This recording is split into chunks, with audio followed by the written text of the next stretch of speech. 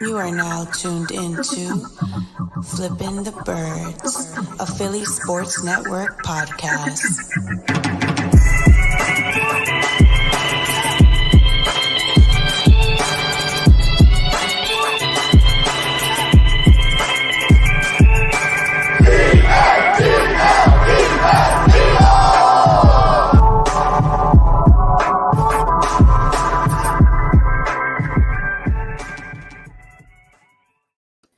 What's going on, Eagles fans? Welcome all to episode 112 of Flippin the Birds.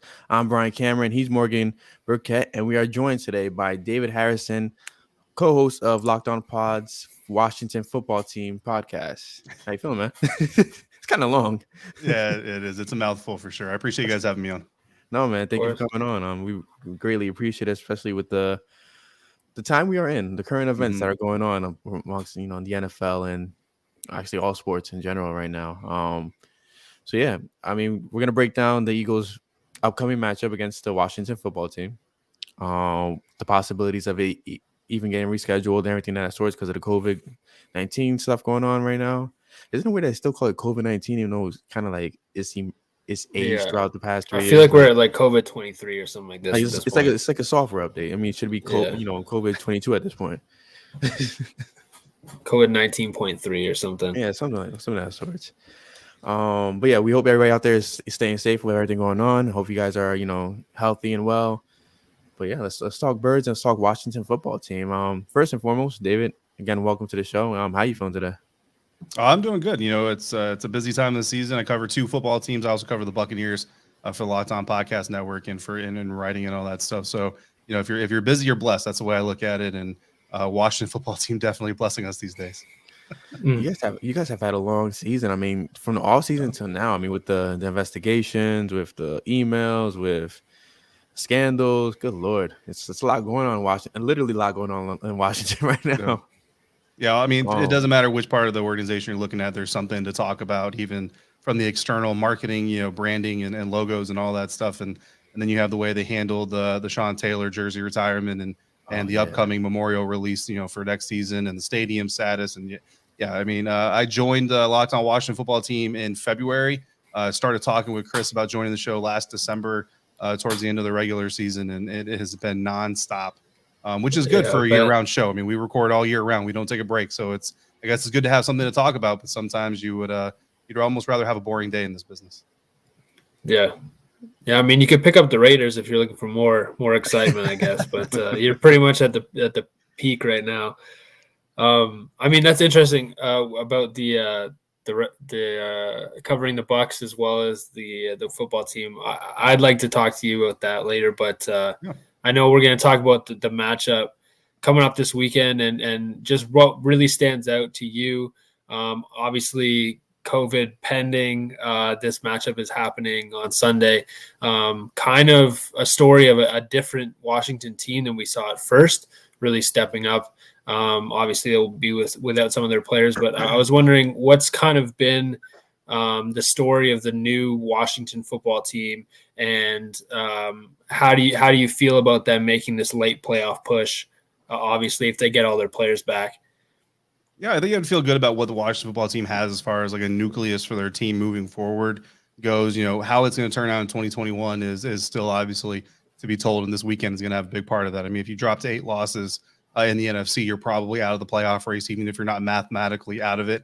8 losses just isn't going to get it done in most seasons, and then now with the extra regular season game, 8 losses really isn't going to get it done. So in this matchup, you've got 2 teams that really can't afford to drop this matchup, even with 3 more games coming up in the season. But when you look at the Washington Football Team, it's almost like a tale of chapters going all the way back to the offseason and preseason. This team was expected to be led by a very experienced veteran quarterback in Ryan Fitzpatrick. Granted, had never led a team, to the playoffs himself, but I kind of made the case coming into the year that Ryan has also never led such a talented roster as what they had in Washington with Terry McLaurin, Antonio Gibson, J.D. McKissick, Logan Thomas, who at the time was healthy, and then Curtis Samuel.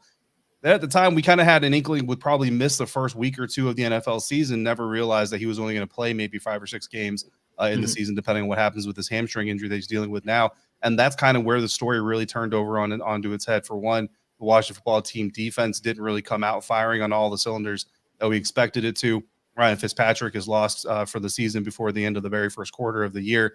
Taylor Heineke has to come in. Curtis Samuel doesn't end up playing really meaningful snaps until, I mean, even Dallas, to be quite honest, he still hasn't really, he never really got over, I think, the 31% snap mark for the offense. So just the season hasn't, losing Logan Thompson, Antonio Gibson leading the league among running backs and fumbles, not something that anybody expected. So it's kind of been one of those, one thing after another. But then coming out of the bye, the team really came together, rallied around their leaders, rallied around their big playmakers, guys like Jonathan Allen, and started to make some noise. And then you see Big Brother, right? The Dallas Cowboys, and nobody wants to call them that, but see the Dallas Cowboys come into town and kind of say, look, we are different with Dak. Washington swept them last year, but Dak wasn't there last year. So they were a little bit different than Dak. I think the stage, I think the hype and the excitement and the circumstances of the game may be a little bit too big for a guy like Taylor Heineke with limited experience in the National Football League on those types of stages. I think it really kind of got to him a little bit. And by the time he got settled down, it was almost too little too late. And then he ends up with the injury that he's dealing with right now. So it's a tale of, in 2 years, if Washington is winning the division, it may be a Super Bowl contender, depending on what happens with the roster makeup.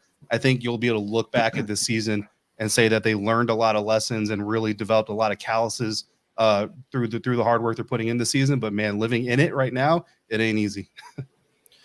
Now, the interesting thing about about the team, I mean, you guys clinched the division last year. No matter how it happened, it happened. Right. Let's just leave it at that, right? As long as anybody in blue didn't get it, that's all that matters. But you guys had a phenomenal run with your defense. You guys, your offense picked up with Terry McLaurin, with Antonio Gibson. And entering this offseason, it was expected that you guys were going to hit that next, that next tier of teams. Excuse me. But you guys didn't go after a quarterback. And that to me was mind-boggling, because Ryan Fitzpatrick, for some weird reason, was the answer. No quarterback in the draft that was, up there in the upper echelon. No quarterback in free agency. Not even, I don't blame you. Not even Cam Newton at the time. It's just a weird thing to kind of go into the season knowing that you have a Dak Prescott, you have Daniel Jones, who's Daniel Jones. Then you have an unknown in Jalen Hurts, and then you guys were kind of like just living off your playmakers and off your defense. Like, what is the feeling around there that you guys have not had that franchise quarterback in quite some time, actually?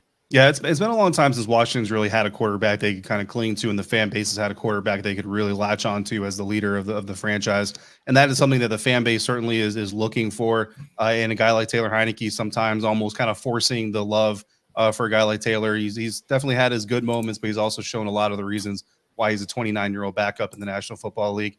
And then you go back to the draft. A lot of people thought that maybe Ron was going to trade up. He really, without actually saying I'm not trading up, because nobody's going to do that, almost essentially told us that trading up in the NFL draft was probably not going to happen, especially for a quarterback. I actually speculated that if they traded up, they might do it for a guy like Micah Parsons. And watching Micah Parsons play for the Cowboys, if they'd have done it, you would obviously see why they could have done that. And then you look at what Trevor Lawrence has been through. Granted, a lot of that is part of the organization's problem. You look at Justin Fields, Zach Wilson.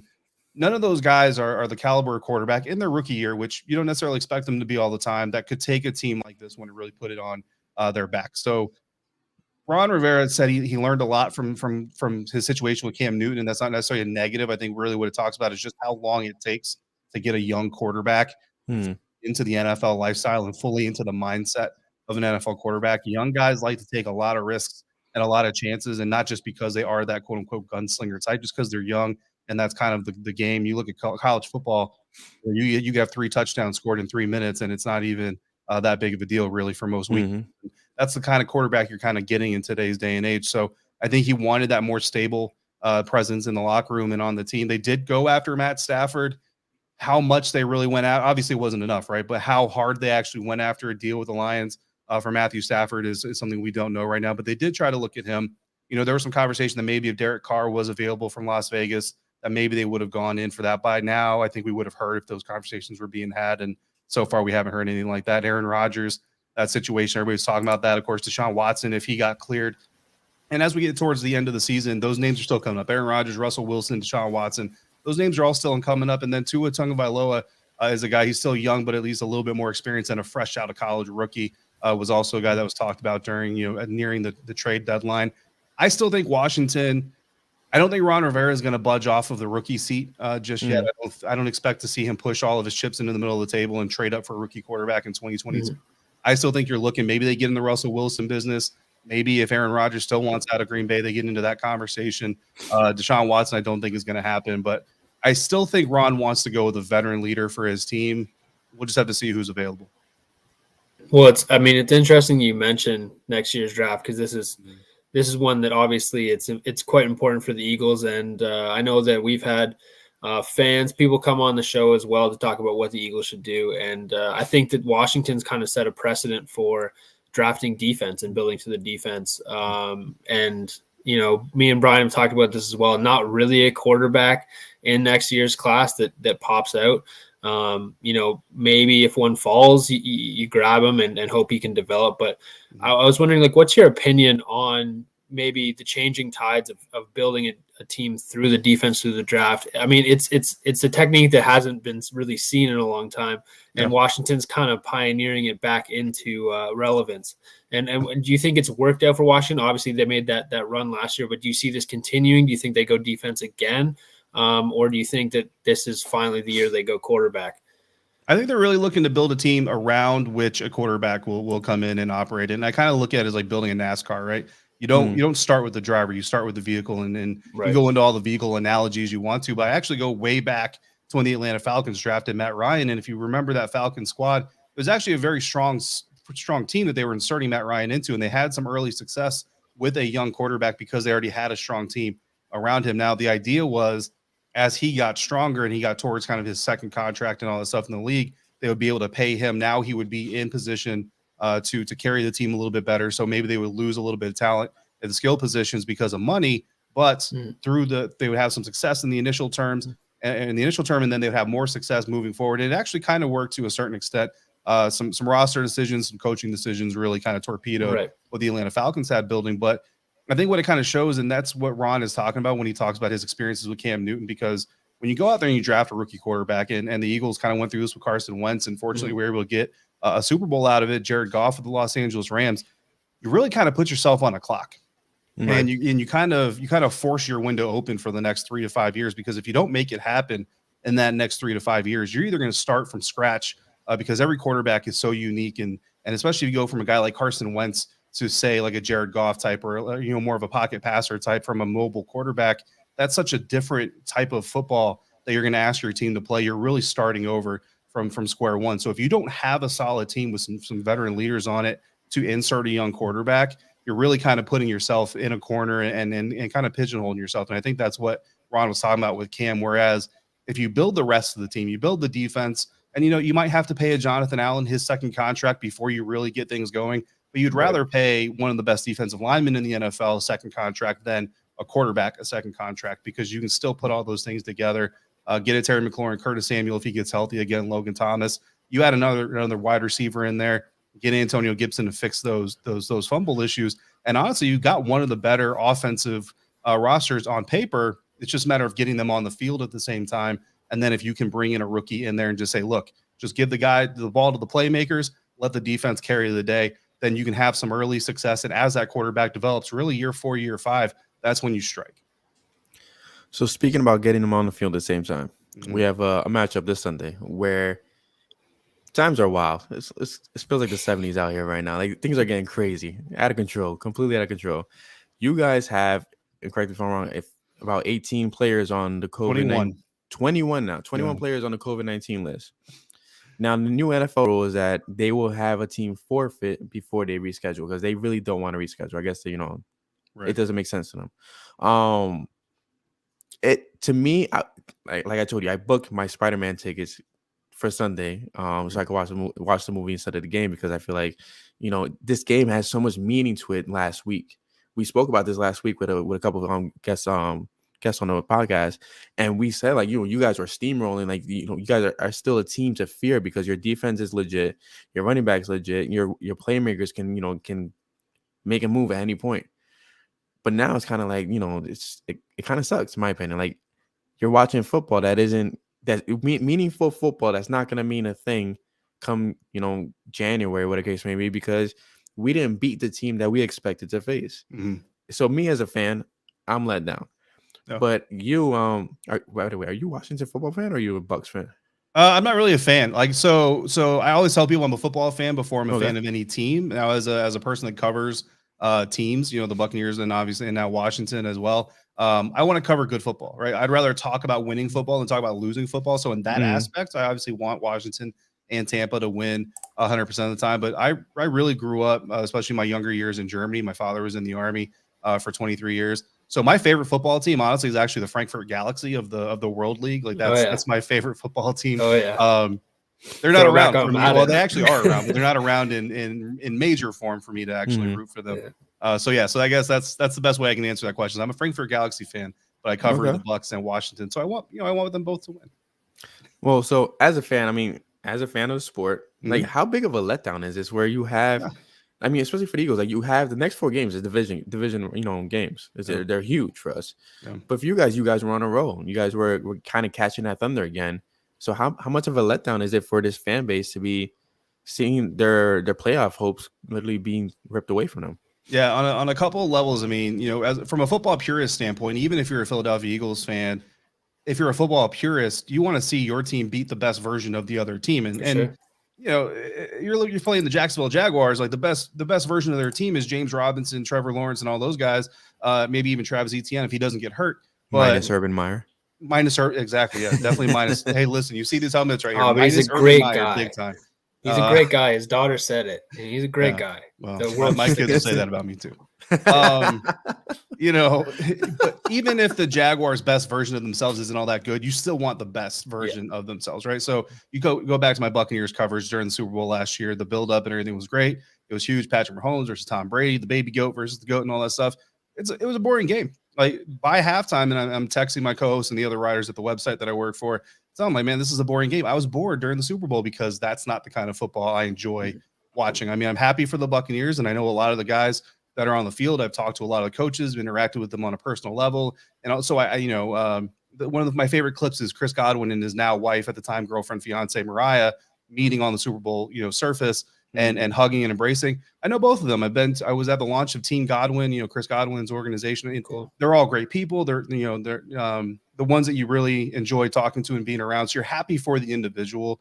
But as a football fan, it was a boring game, right? So same thing. If you're the Philadelphia Eagles fan, at the end of the day, you're going to celebrate getting a win and being one step closer, potentially being in the 7th spot of the playoff race by the end of the weekend. But I think if you're really looking to watch competitive football, you have to be a little disappointed about what's happening. Yeah, for sure. Talking about exciting football, I'm kind of bringing it back to both to the teams you cover. You talk about Washington kind of coming off the bye and really surprising the league, I think. But they've been in close games pretty much all season.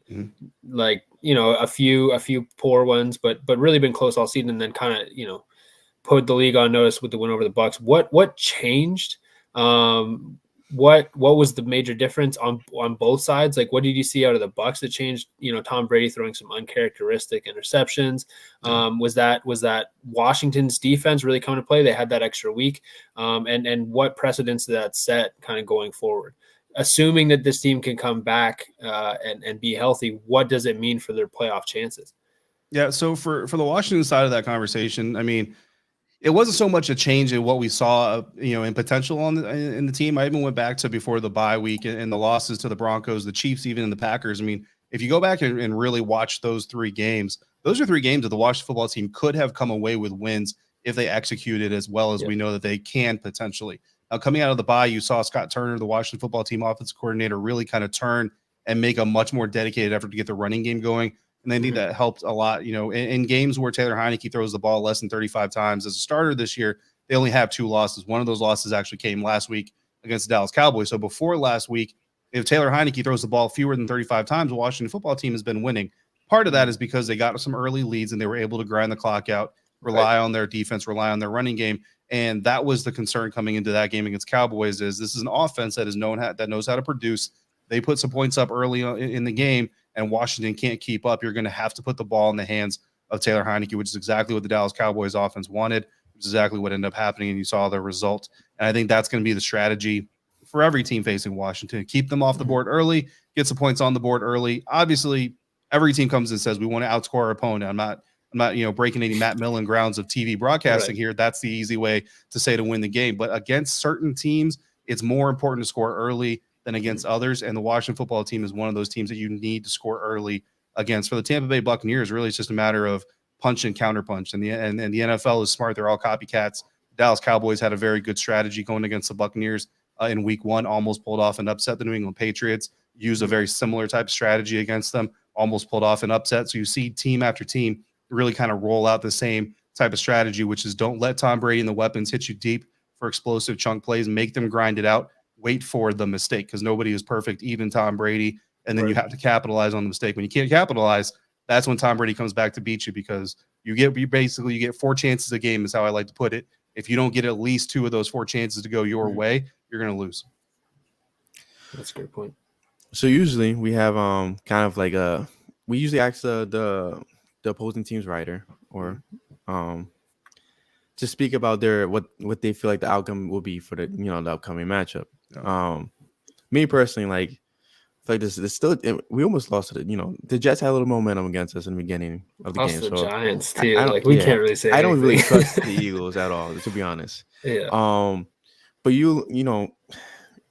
it really sucks that this team's gonna be missing so many players. Yeah. But looking at this matchup, what can you really feel like? What do you feel like you could take away from this game that could really affect the division, the wild card race per se?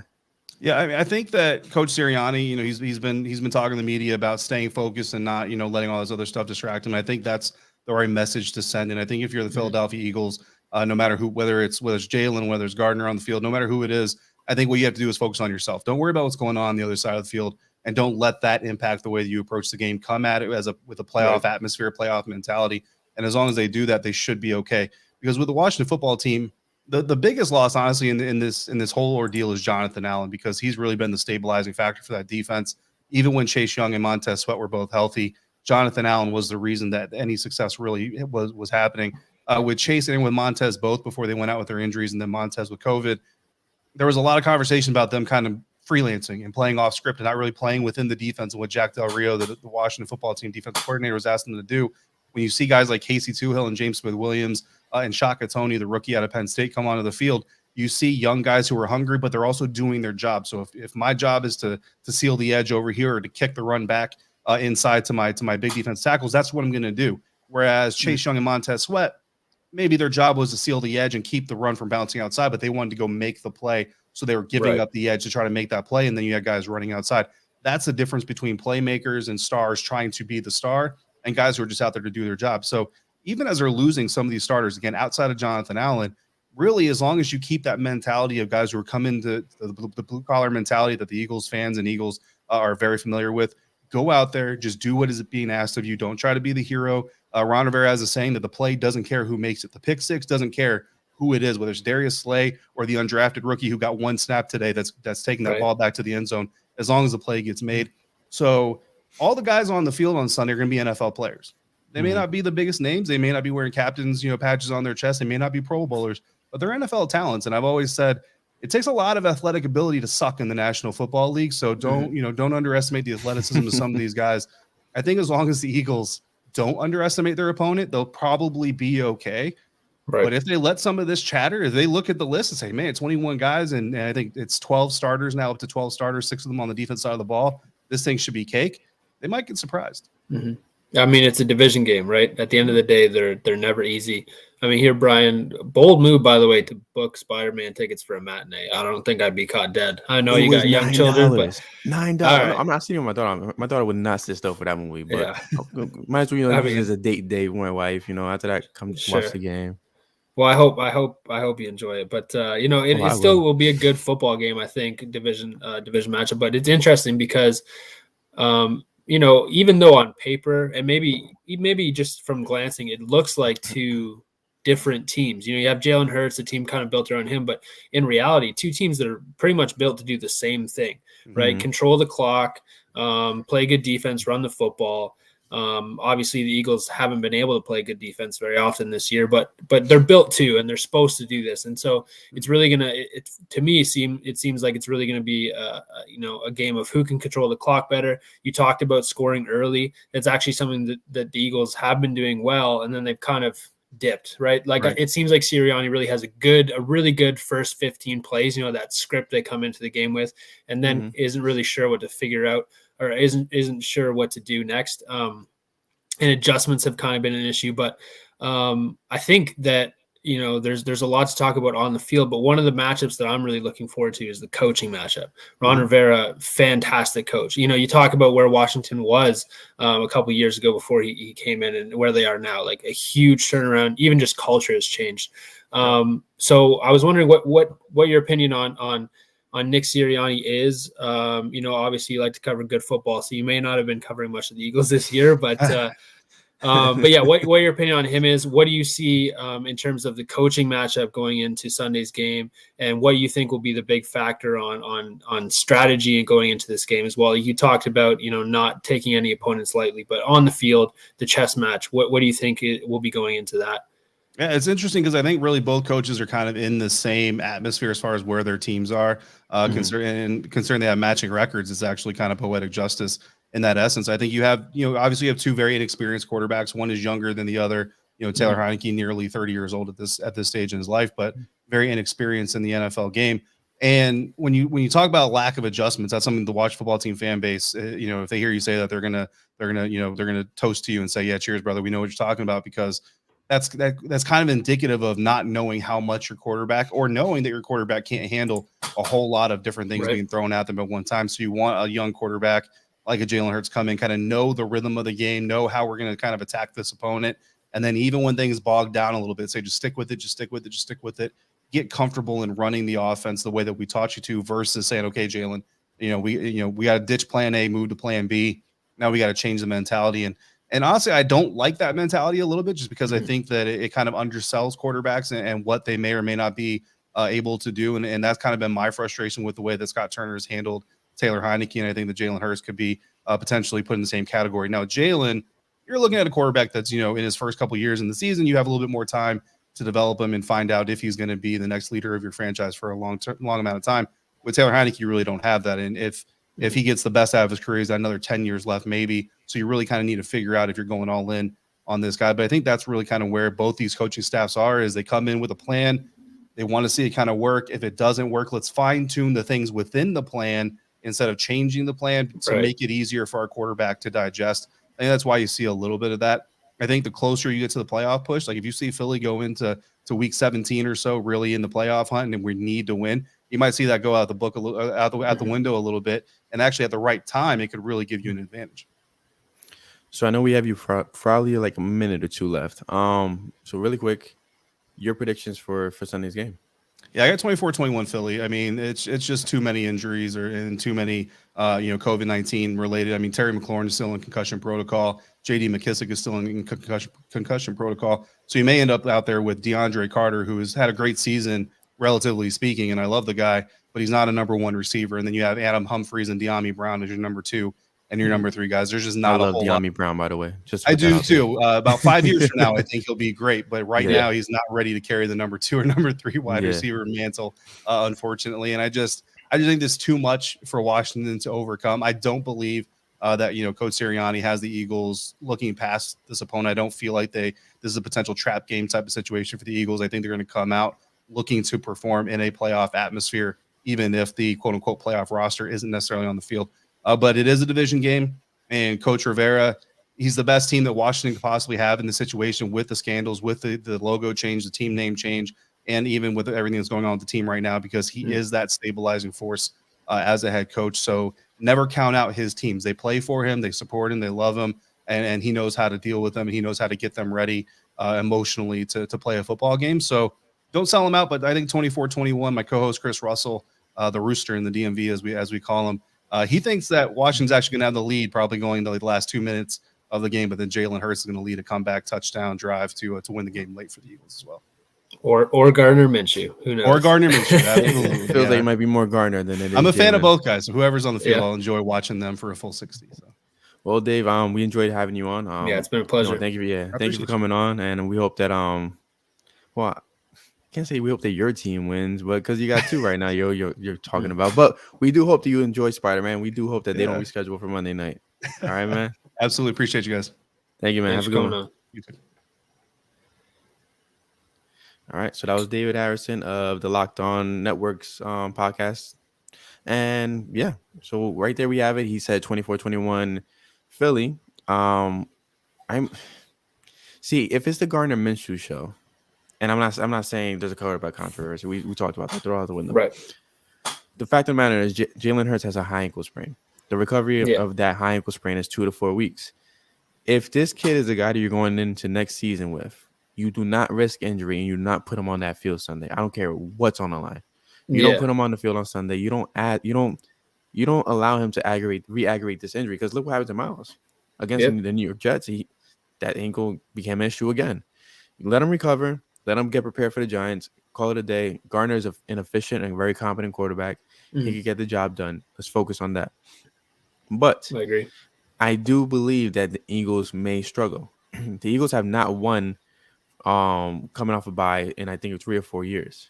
Mm-hmm. So, when it comes to trends and it comes to Eagles, they like to stick to their trends. Right. But it's hard. Like, I don't want to say Philly loses this because I think they win, but it's not going to be an easy game. And I think he's right. I think, it comes down to the wire possibly. Yeah. Yeah. I mean, with division games this year so far, with the one division game we've had against the Giants anyways, the Cowboys game, I don't really think they ever had a chance, just talent-wise. But with the Giants game, I think you look back and you really see there was a couple plays. Obviously, 3 interceptions is a big deal, but just like those 3 plays and then the plays at the end, if those go a different way, it's not a close game. So I really think it's just going to be like there's going to be windows where the Eagles have to capitalize. And I mean, it's not, redesigning the wheel or anything like that to say that there's really just, 10 or 12 opportunities during the span of a season that make or break your playoff hopes, right? And so I think that's going to be one of those games is, it's 3rd and 4, and whoever's in the quarterback has to make a play whether or not they make it. And it's a tough defense to make plays against. Obviously, they're decimated with injuries, but I think a lot of it has to do with, as much as their 4 or like 26 first-round picks they have on their defensive line. I can't remember. It's one of the two. But, as much as those guys matter, I think it's, you always have a competition between the X's and O's and the Jimmies and the Joes, right? And I think that Washington really is an X's and O's defense. They're really good. And it took a while for them to get going, but I think that's just buying into the system. Like this is a good system. They're well coached. So it doesn't matter as much as it would against, if the Giants are decimated or, the Cowboys are missing a bunch of guys. Obviously, the Cowboys on offense will find a way to get it done. But if Trayvon Diggs they don't have, DeMarcus Lawrence. You saw what difference it did make for DeMarcus Lawrence to be out. Obviously, Michael Parsons stepped in. But with Washington, I'm not as confident that those missing players will make a difference. And honestly, talking about the Jalen Hurts, Gardner Minshew thing, like I 100% agree. Don't play him if he's still injured. And adding to that, I think that having Minshew in there made Sirianni maybe a bit more creative. Like in a way, he definitely simplified the offense. But when going got tough, he said, "I'm going to do this the way that I would call it, not the way that's going to work for Jalen." And obviously, this is a better offense. Don't get me wrong, with Jalen Hurts at the helm, but I think that Sirianni, he's kind of had to kick the training wheels off last week. And I mean, it's been happening. It's been in the process. They've, figured out what works for them. But I think that this game would be really interesting to see Gardner Minshew. And I think that would be more a display of who Nick Sirianni is, especially in the division. So I wouldn't be upset if they let him sit. I don't think that would wreck it for me at all.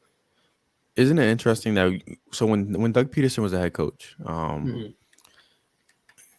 he had the same scenario. Nick Foles, Carson Wentz. So when Nick Foles came in, the offense was hitting on all cylinders. It was efficient. This was after 2017. Right. People felt like, hey, the offense runs better with Nick Foles. Why? We're back here, and it's again, throw the quarterback controversy out the window. It's a matter of it's two different worlds with one guy. You get me? Like Nick Sirianni is literally standing on the borderline, and he has Jalen Hurts to the left, Gardner Minshew to the right. The fact that he has to adjust his system so much to fit Jalen Hurts is showed. I mean, against the Jets, and so I was actually there. You know, shout out to the 4th of John guys, of course, for hosting me out for that game. So it was a great time. But you saw a very competent and very efficient Gardner Minshew. I know it was against the Jets, but like David said, these are NFL players. They get paid to play. These are guys who made it to the league. Don't undercut them just because they're not big name players. Well, and it's crazy, and I want to ask your opinion on this too, because Gardner Minshew's played it's like 18 games, like but he composed himself like a veteran. Like he learned very quick how to play like a veteran, and I'm not sure if that's just him, like the oil rising to the top, like while he was in Jacksonville, but he looks like a veteran out there, and I think that's the difference. Like I don't think these are very different quarterbacks skill wise. Jalen Hurts is more athletic, but I think they're very similar in arm strength and arm talent. Well, but I think Garner it's the upstairs. Garner edges him with accuracy, and he knows how to throw with anticipation. That was a key thing. So when I was with Gail and Prime and them, their key thing was like, wow, like we're seeing Gardner Minshew throw with anticipation. The Dallas Goedert touchdowns were throwing with anticipation. Not even a great throw, right? Not even, but he threw it right on the money. And that's so key to what Jalen Hurts needs to develop in the offseason if he is the QB for the Eagles, which I'm starting to think 80% versus 20% that he's going to be an Eagles franchise quarterback. And it's not me being completely sold on him. It's just me, reading between the lines that Russell Wilson may not want to come here. Deshaun Watson may not want to come here. It's going to come down to like that. It's funny, actually. This is kind of some insider information in a way. It's not really insider. It's on the outside looking insider kind of thing. But one of the organizations that I'm working for currently, they trained one of the Pitt wide receivers, and just to not disclose too much, but they work with one of the Pitt wide receivers, and so they've gotten a firsthand look at Kenny Pickett, and I'm a big fan, and I was trying to sing his praises a bit, and I was saying, okay, he might be Daniel Jones kind of guy where he has some games where you're like, wow, like this could really be the guy, and then maybe not, and it really just depends. Like I don't think New York has done anything at all really to develop Daniel Jones. Like that's been Saquon Barkley's team for years, even when he's not playing. Like I don't think they've really put in the effort. You buy like a Gucci bag and then leave it out in the rain. That's what it kind of is like, right? Yeah. But he's definitely got some skills, and I kind of likened him to Kenny Pickett, and they didn't buy it at all. They don't think Kenny Pickett's good at all. They think that that's a product of him having he has one of the number one receivers in the nation at Pitt, which, is not usually the case. And then he has a really good offense that suits him well. He can get the ball out quick, but just good people around him. The offensive line is pretty good, but I think that was kind of eye-opening. And I went back and looked at it, and it really is just like he's going to be one of those guys that is a system quarterback. Like I could see him doing really well in the Patriots. Like he's a Mac Jones. Okay. Right. And so it's interesting because that's one of I know that both of us were pretty high on him and like, okay, it could be him. But it'll be interesting to see what NFL I was very teams. high on Matt Corral. You get on shoving my guy to the side. I still believe the Eagles should draft a quarterback, in my opinion. I just think you can't get he's not going to be where the Eagles can get him unless they're willing to trade up. And at that point, if you're trading away picks, go get Russell Wilson. Exactly. But I think Kenny Pickett was going to be potentially a top 10 consideration at least. And I don't as the process going, it'll be interesting to see if he kind of falls into that 15, to 20 range, and then it's okay. Are the Eagles looking at him? So that'll be interesting. Sorry, I kind of got off topic. No, you're good. You're good. Yeah, but I thought that was kind of cool. So we covered the Washington football team matchup. We covered a little bit about the quarterback situation. I do want to address another topic. All right. As you know, I've had a rough month, mentally and health wise as well. This week's been a little bit more health than anything. But for some weird reason, I had a debate, quote unquote, with somebody on Twitter. Okay. Whose name I will not say on this podcast because I don't think it's worth the I don't think it's worth a shot in the dark. And the debate was Micah Parsons being the right pick over Devontae Smith. Now, I said my 2 cents, left it at that. I woke up the next morning, and apparently I was featured on his podcast. Oh, nice. Without being there. Hey, we love it. Well, you would think so, right? It should be flattering. Hey, man, any what's the saying? Any publicity is good publicity. Yeah, there you go. Perfect. But I was on the podcast. He mentioned that well, first in Twitter, he mentioned I was committing analyst suicide by saying Devontae Smith was the right pick, which I'll get to next. Okay. But on the podcast, he mentioned that I was upside down, and he respects me, but I'm an upside down person, thinking that Devontae Smith was the right pick. Just because the bald head and the beard, he thinks like upside down. I don't know what it meant, honestly, and I could care too less because I at least walk around with my first name being my name, unlike somebody else. So here's my take on this. Okay, I mean, now he's featured on our podcast technically, so somewhat, right? Love having 2 guests in one day. Why It's not? pretty good. My thing is like if you want to talk shop, you want to talk Eagles, you want to talk this and that third, invite me on. We could talk it. I have no problem with that. I'm not a big fan of tossing words back and forth on social media because at the end of the day, we're not in high school. I'm 32 years old. We can talk outside. That's not a problem. Yeah. Here's my take. Micah Parsons was never going to be the right pick for Philly. First and foremost, he's not the locker room guy for Philly. He just isn't. He wasn't at the time. He was under investigation because of the scandal of hazing, under investigation for the sexual harassment, misconduct. Yeah. I mean, what screams top 10 in that? Now, Philly has built their defensive line throughout the years. That's been their main focus: building the trenches. Right. They drafted Derek Barnett, Josh Sweat, Brandon Graham, Fletcher Cox. They signed Javon Hargrave. They drafted the kids this season, Johnson, and there's another one. Who's the other kid that they drafted? It was Patrick Johnson and Taron Jackson. Taron Jackson, yes. Yeah. So Micah Parsons wasn't going to be that guy. Devontae Smith was the right pick for many reasons. He's probably the best wide receiver that they've had since Terrell Owens. Just point blank. The reason being, like, it's not to throw shade against any other receiver. Like maybe like first year Alshon. Maybe first and second year Alshon. But yeah, anyway, sorry. Go ahead. He's an elite. He's a guy that has elite talent. It's going to pay dividends for Philly in the long run, whether we figure out this quarterback issue or whether it's Jalen Hurts, whatever the case may be. Devontae Smith was the right pick because it was a need. The Eagles have neglected the wide receiver position for way too long. They made a mistake with Jalen Reagor. We've said that multiple times on the podcast. The guy at the moment was CeeDee Lamb. The way they repaid themselves by missing out on CeeDee Lamb is to draft Devontae Smith. That's my 2 cents. What's your 2 cents on this? Because apparently this is trending everywhere when Micah Parsons had to be the pick, apparently. I don't know where, even though nobody liked him at the beginning of the season. I mean, the easy thing to say is that hindsight's 2020, right? And they're both great talent. Yeah, exactly. And no one really expected Micah Parsons' role to be what it is. I think that's really helped as he's become the focus of that defense. And to be honest, obviously Trayvon Diggs, love him or hate him, has been pretty impressive. Definitely better than we expected. But it's not a difficult thing to shine on that defense. One, because you're the Dallas Cowboys and they haven't had a very good defense. But two, because they really set him up to do really good things. So that's what I'll say about Micah Parsons. I don't have anything bad to say about him as a player. You're right in mentioning the scandals. I just don't think that's a Howie pick. I think that's a very Dallas pick to make. Obviously didn't come back to bite them in the ass this time, but there have been for every Micah Parsons, there's been 4 or 5 Randy Gregorys where it just didn't work out for Dallas.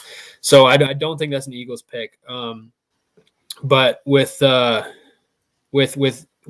Smith, I think one of the things that's kind of neglected is there's a lot of talk about a defensive player and how they change the culture, and they don't necessarily have to have the same kind of stats. But with offensive players, it's really like they're a cog in the machine. And I think what gets overlooked is just how much Devontae Smith's personality and character have had an impact on this offense. Like Jalen Hurts, as much as I like the guy, came in with a completely different energy this year after they went out and got Devontae Smith and said, hey, listen, we're going to build around you.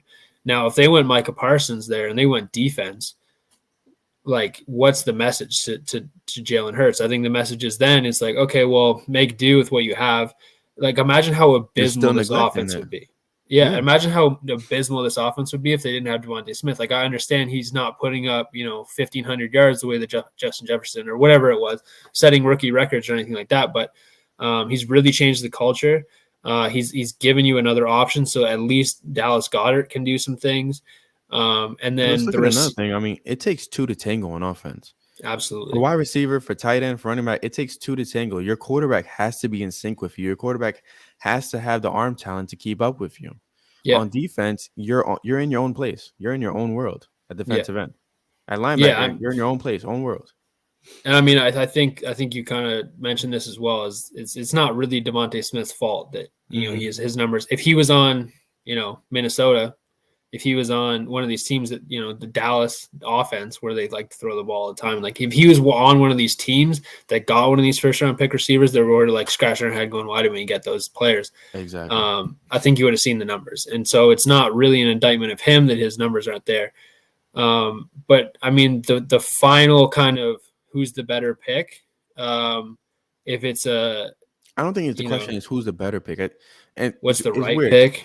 So the question should be who is the right pick, not the better pick. But they're looking at it, who's the better pick right now.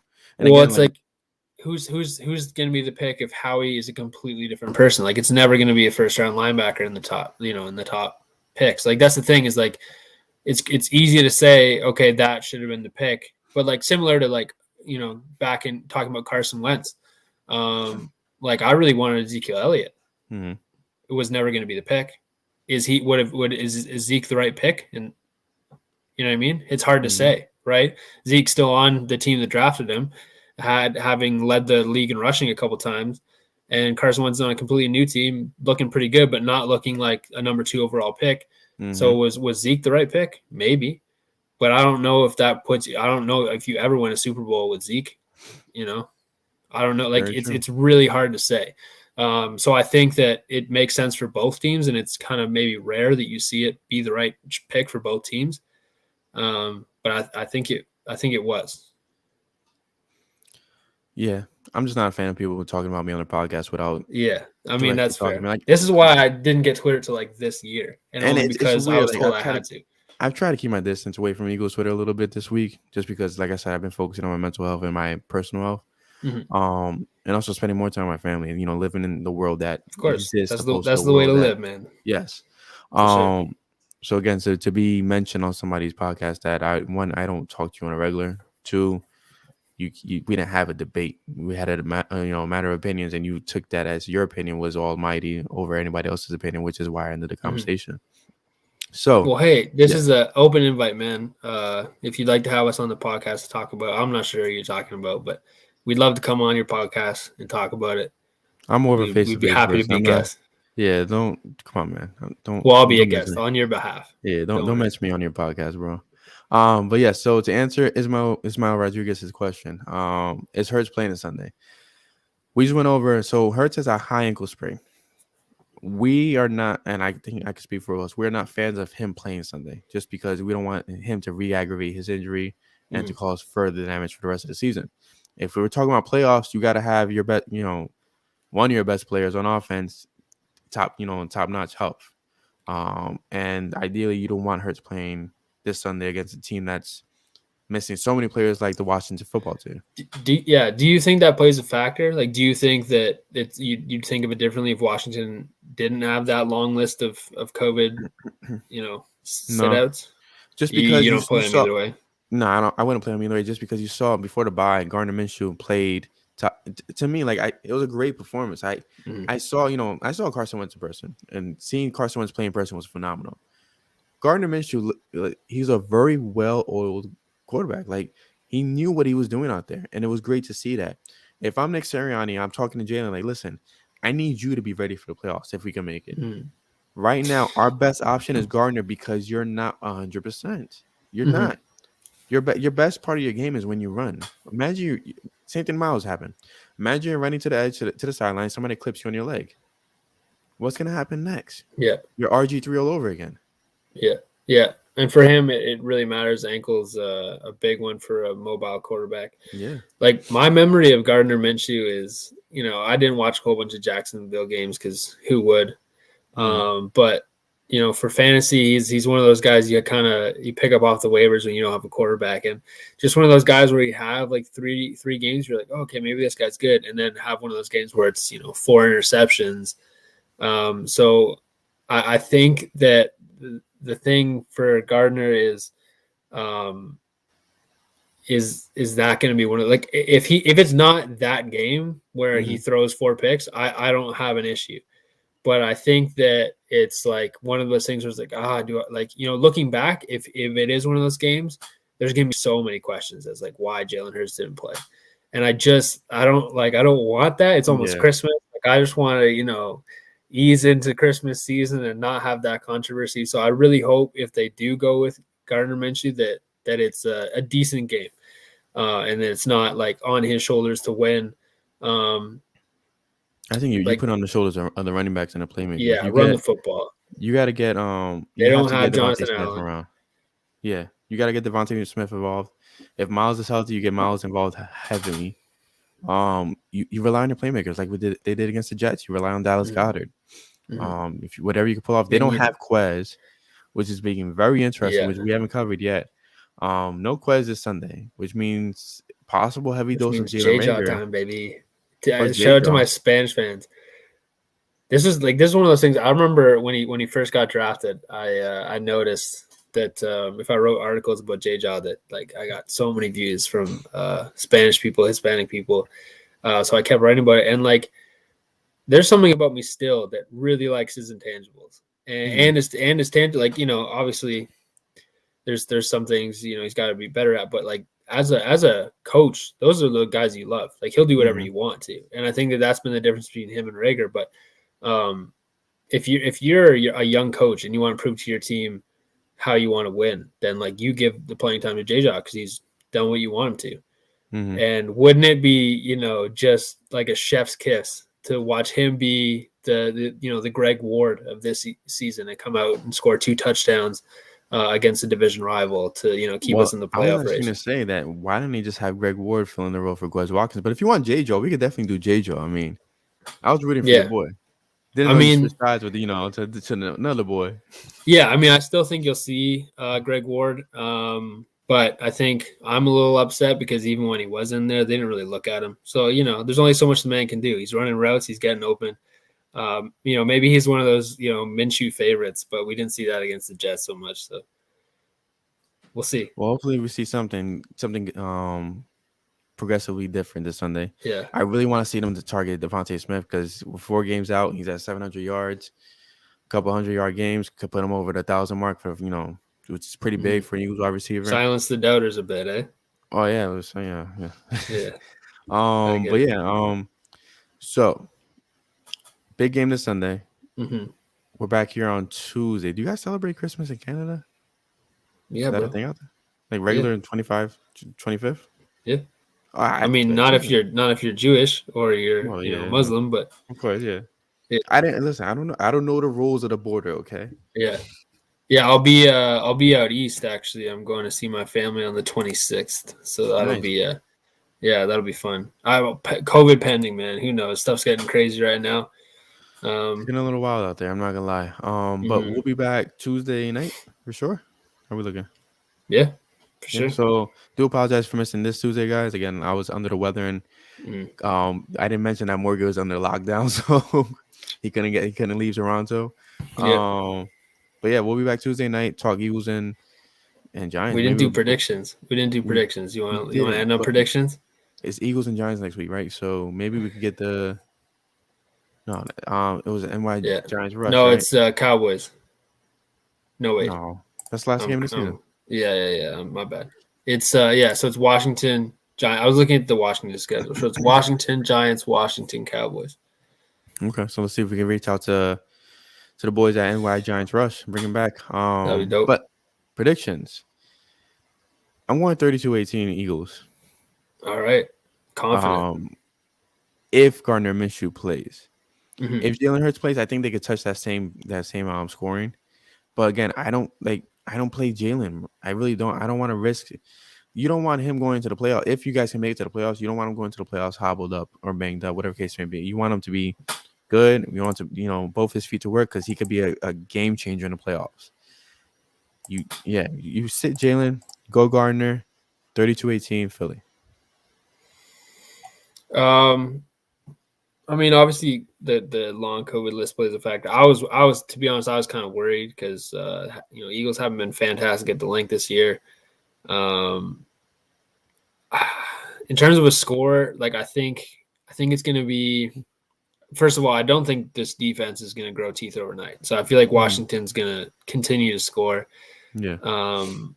But I think it'll be like 21-18 or something like that. I think 21-18 Eagles. It'll be close, especially if Minshew plays. I think that Minshew has a great floor for this offense. If it's Hurts, it's going to be one or the other. It's going to be 30. It's going to be 10. Right. Yeah. And it's, again, like I said, like a tougher defense than people give them credit for, even with all the people out. So 21-18 Eagles. It's going to be a great game in 2 weeks when they play them again. I hope everyone's healthy. That'll be fun to watch. That'll be fun. The fun end of the season in general, man. It's too bad that the 49ers play like one good team because it could have been a cool push, but I don't know if either of these teams can overcome the 49ers. Well, let's see what happens. I mean, all they have to do is beat up on each other right now, and hopefully Philly's the one that comes out standing tall. But yeah, so we'll be back Tuesday night, guys. Again, this is presented by TickPick. So make sure you guys click the link below for all your Eagles tickets for the rest of the season. Better seats, best prices, and you don't have to pay the extra fees to go see the Birds play. But yeah, until next week, I'm Brian Cameron. He's Morgan Burkett, and we are flipping the birds. Go Birds. Yes, sir.